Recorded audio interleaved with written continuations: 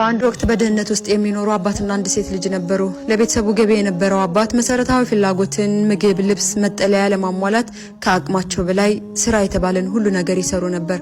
አባት ምንም እንኳን በቂ ገንዘብ ባይኖረውም ሁሌም የሚያለመው ልጁ ዶክተር እንዲያደርግለት ነበር። ታዲያ ልጅቷ መልካም ልጅ ነበረች። የ12ኛ ክፍል ውጤቷ ጥሩ ውጤት አመጣች። በመሆኑም አባት በመደሰቱ ዛሬ በአንቺ ኩራትና ደስታ ተሰምቶኛል፣ እንድገዛልሽ የምትፈልጊውን ማንኛውንም ነገር ጠይቂኝ አላት። ልጅም መለሰች፣ ባለፈው ያሳየውን ቀሚስ እፈልጋለሁ፣ ግን ዋጋው 20 ሺህ ብር ነው።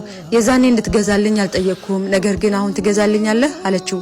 አባትን በመደሰቱና ልጁ ተከፍታ ማየት ስለማይፈልግ ብቻ ያን ቀሚስ የሚገዛ ገንዘብ እንደሌለው ያወቀ እንደሚገዛላት ቃል ገባላት። ታዲያ በቀጣዩ ቀን ያንኑ ቀሚስ ስጦታ ሰጣት። ጎረቤት ይህንን ሲመለከቱ ያን ያህል ገንዘቡን ከየት እንዳመጣው ጠየቁት። አባትም እንደዚህ ሲል ተናገረ፣ ያጠራቀምኩት ትንሽ ገንዘብ ነበር፣ በተጨማሪም ቀለበቴን ሽጬ ባገኘሁት ገንዘብ ነው፣ ምክንያቱም ልጅን ማስደሰት ስለምፈልግ ነው አለ። ከዚያ በኋላ ልጅቷ የጤና ትምህርት ቤት ገባች። አባትም ለእሷ የሚያስፈልጉ ክፍያዎችን መክፈል ያስችለው ዘንድ ከወትሮ በበለጠ ጠንክሮ መስራት ጀመረ። የመጨረሻ ዓመቷ ላይ ደረሰ። ለሁሉም ነገር የሚከፈል 80 ሺህ ያስፈልጋት ነበር። አባት በቂ ገንዘብ ባይኖረውም እንዴት እንደሆነ ባይታወቅም ያን ገንዘብ ከፈለ። ታዲያ ጎረቤቶቹ አሁንም ያን ያህል ገንዘብ እንደሌለው ስለሚያውቁ ያን ገንዘብ ከየት ነው ያመጣው?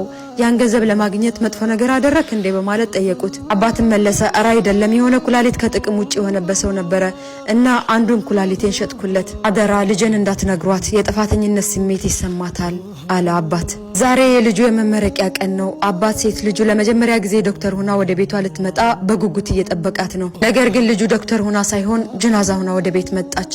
የምታፈቅረው ሰው በሷ ላይ ከሌላ ሴት ጋር ስለማገጠባት ራሷን አጠፋች። እስኪ መልሱልኝ፣ አሁን የሞተው ማን ነው? እሷ ወይስ አባቷ?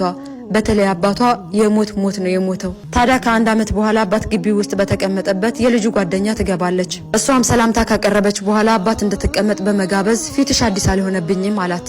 አዎ አባት የልጆ ጓደኛ ነኝ በረቱ በማለት ጠየቀቻቸው። አባትም አልሐምዱሊላህ ሁላችንም የሷ አይደለን፣ ልጄ ጥሪው ደርሷት ሄዳለች። አሁንማ እኔም እንቀረኝ፣ እኔም ጥሬን በጉጉት እየጠበቅኩ ነው አላት። ኧረ አባቴ እንደዚህ አትበል፣ ባይሆን አላህ ሶብርህን አይቶ ወደ ቤቱ የጠራህ ይመስለኛል አለቻቸው። አባትም ግራ በመጋባት ስሜት ከተመለከታት በኋላ ምን ማለት ነው ልጅ ብሎ ጠየቃት። ዩኒቨርሲቲ ያለን ሁሌም አንተን ዑምራ ስለማስደረግ ነበር የምታወራኝ፣ አላህ ይዘንላት፣ እሷ ማሳካት አልቻለችም። እኔ ገንዘቡ እስኪሞላልኝ ነበር እስካሁን የቆየሁት፣ አልሐምዱሊላህ ብሩ ሞልቶልኝ ትኬትን ይዤ ልመጥቻለሁ አለቻቸው። አባትም አይኑ ላይ እንባው እያቀረረ ምን አልሽ ልጄ? ዑምራ ሊሄድ ነው? አላህ እኔን ጠራኝ ብሎ በደስታ ከተቀመጠበት ተነሳ። እሷም ደስታ በተሞላ ፊቷ ፈገግ ብላ ራሷን በመነቅነቅ አዎን አለቻቸው። ወዳጄ ህይወት ያንተ ብቻ መስሎ ከሆነ ተሳስተሃል።